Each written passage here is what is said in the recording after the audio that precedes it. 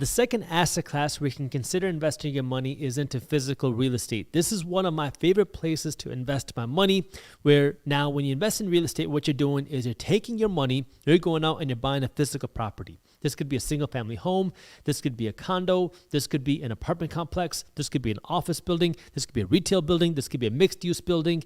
This is going to take more capital and more work on your end, but it allows you to own something that you can see, feel, and touch, and you're buying something ideally for the purpose of creating cash flow.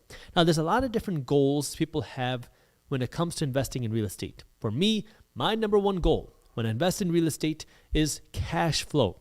Meaning, when I buy a property, I don't care or try to speculate where property values are going to be next year or 5 years from now. I'm buying the property based off of one goal. How much cash flow will this property generate this year, next year, the year after that, and the year after that? Meaning, if I have to invest $1 today, how much cash flow will this dollar pay me every single year from here on out? This is my analysis when I invest in real estate. I don't like looking at speculation, meaning how much will property values rise next year or the year after that, because it's speculation. There's no real way for me to guess or predict how high property values are going to go. That's too risky for me. Instead, I can look at what this property can generate in rent today. I can predict what the expenses are going to be, and then I can pretty accurately calculate how much my profit is going to be every single month. And based off of that, if there's enough profit, I will consider buying this real estate investment deal.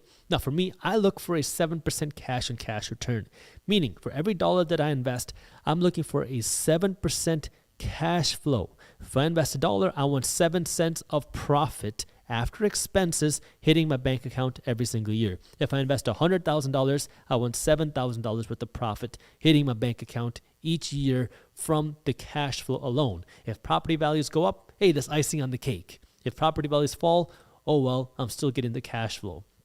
The reason why I want this type of cash flow is because now if we go into a recession or bad things happen in the economy and I have to lower rents, I still have enough margin in there that I can lower rents, still be competitive, and continue to not have to bleed cash, because a big thing that happens in the real estate game when you go through these cycles is people over leverage. They get excited about an area, they get excited about a property, they go in and they overpay, and now their expenses are so high because when you overpay, you have to take on more debt. When you take on more debt, you have a bigger monthly mortgage payment. When you overpay, you also have a bigger property tax bill because your property taxes are valued based on the value of the property. So if you're paying more money, your property taxes are going to be higher, and you also have a higher insurance payment because when you buy a more expensive property or you pay more for a property, you're insuring a more expensive property, meaning your monthly insurance payments are also higher. So now when you go out and overpay for a property, you have higher expenses, and then if bad things happen, you don't have any margin. You don't have any leftover room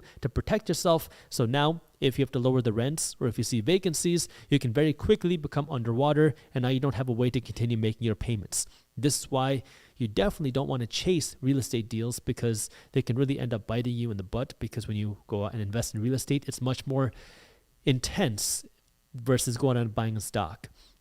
Because when you go out and invest in real estate, now you're actually managing and operating the property, because now this is under your control. When you go out and invest in Amazon or you go out and invest in the S&P 500, you have a CEO who is managing this company. All you do was buy a piece of the ownership and a piece of the profits. When you go out and you buy in a rental property, you are the management team. Now, I don't recommend you going out and actually managing the property yourself. I don't manage any of my rental properties.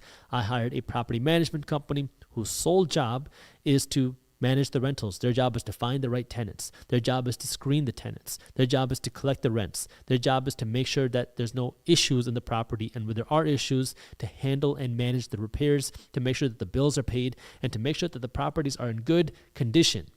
And this is where now, if you have a good property manager, it can make your life a whole lot easier.